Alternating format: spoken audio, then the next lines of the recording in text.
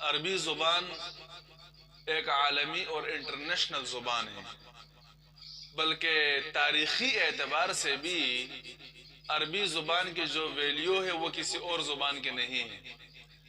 حضرت عبداللہ ابن عباس رضی اللہ تعالیٰ عنہ ارشاد فرماتے ہیں کہ حضرت آدم علیہ السلام جب جنت میں رہتے تھے تو ان کی زبان بھی عربی تھی، اور جب انہوں نے وہ پھل کھا لیا جس سے اللہ رب العزت نے منع فرمایا تھا، شجر ممنوعہ، تو ان کی زبان عربی سے سریانی ہو گئی اور وہ دنیا میں آئے۔ جب توبہ ان کو قبول کیا گیا تو عربی زبان دوبارہ ان کو اللہ رب العزت نے عطا فرمائی۔ تو آدم علیہ السلام بھی عربی زبان کے تھے، اور ان کے بعد حضرت ہود علیہ السلام اور حضرت صالح علیہ السلام کے بارے میں روایات میں آتا ہے کہ وہ اصل عرب تھے۔ قوم عاد اور قوم سمود بھی اصل عرب تھے، اور حضرت شعیب علیہ السلام کے بارے میں بھی روایت میں آتا ہے کہ وہ بہت بڑے عربی دان اور خطیب الانبیاء ان کو کہا گیا کہ انبیاء کے خطیب تھے، اور عربی میں بڑا فصیح اور بلیغ خطبہ دیا کرتے تھے۔ کچھ خطبے ان کے قرآن میں بھی منقول ہیں۔ اسی طرح حضرت ابراہیم علیہ السلام کے فرزند ارجمند اور بڑے بیٹے حضرت اسماعیل علیہ السلام، ان کی زبان عربی تھی جو انہوں نے بنو جرہم سے سیکھی تھی، لیکن بنو جرہم وہ مکمل طور پر تو عربی نہیں بولتے تھے۔ حضرت اسماعیل علیہ السلام نے ان کی زبان سیکھی اور اس کو عربی میں کنورٹ کر دیا۔ تو جو فصیح اور بلیغ عربی آج تک دنیا میں موجود ہے، یہ حضرت اسماعیل علیہ السلام کی عربی ہے جو ان سے آئی ہے، اور آج تک جو عرب ہے یہ حضرت اسماعیل علیہ السلام کی اولاد میں آتے ہیں۔ آپ صلی اللہ علیہ وسلم بھی اسماعیل علیہ السلام کی اولاد میں ہے، اور آپ صلی اللہ علیہ وسلم نے ارشاد فرمایا انا افصح العرب، عرب میں سب سے زیادہ فصیح اور بلیغ میں ہوں۔ تو آپ صلی اللہ علیہ وسلم کی عربی بھی سب سے فصیح اور بلیغ عربی ہے، معجز عربی ہے، جیسے قرآن کی عربی معجز ہے۔ تو قرآن کی زبان بھی عربی ہے، پیغمبر کی زبان بھی عربی ہے، بڑے بڑے پیغمبروں کی زبان عربی ہے، جنت کی زبان بھی عربی تھی۔ اور حوروں کے بارے میں آتا ہے کہ ان کی زبان بھی عربی ہوگی، عرباً اترابا۔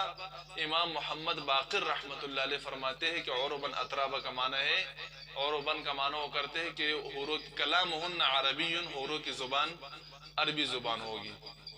اسی طرح آپ صلی اللہ علیہ وسلم نے ارشاد فرمایا احب العرب لثلاث، عرب سے محبت کرو تین باتوں کی وجہ سے، لأنی عربی، کیونکہ میں خود عربی ہوں، یعنی پیغمبر مرسل عربی ہے، والقرآن عربی، قرآن عربی زبان میں ہے۔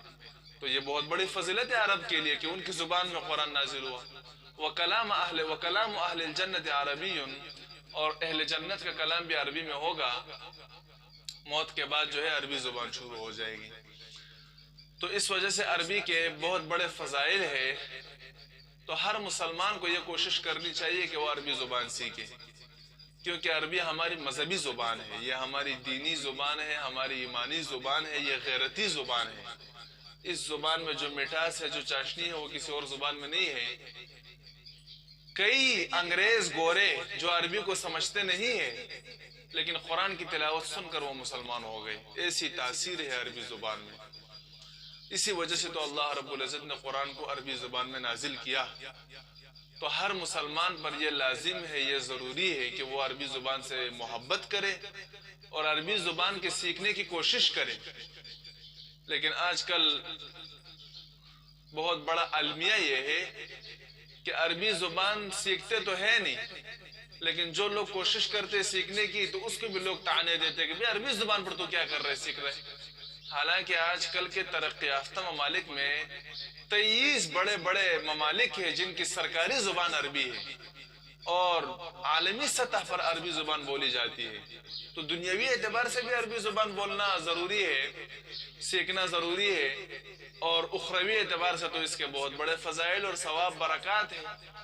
تو عربی کو توجہ دے۔ میرے تمام مسلمان بھائیوں سے یہ درخواست ہے، یہ اپیل ہے کہ جتنی توجہ آپ لوگ انگریزی زبان کو دے رہے ہو، انگریزی زبان کو صرف پیٹ کی وجہ سے کہ اپنے پیٹ کو پالو، تو کم سے کم ایمان اور دین کی لاج رکھ کر عربی زبان کو بھی کچھ توجہ دو، تاکہ قرآن سمجھنے میں آسانی ہو، نماز آپ کو سمجھ میں آ جائے، اپنا دین اور مذہب سمجھ میں آ جائے آپ کو۔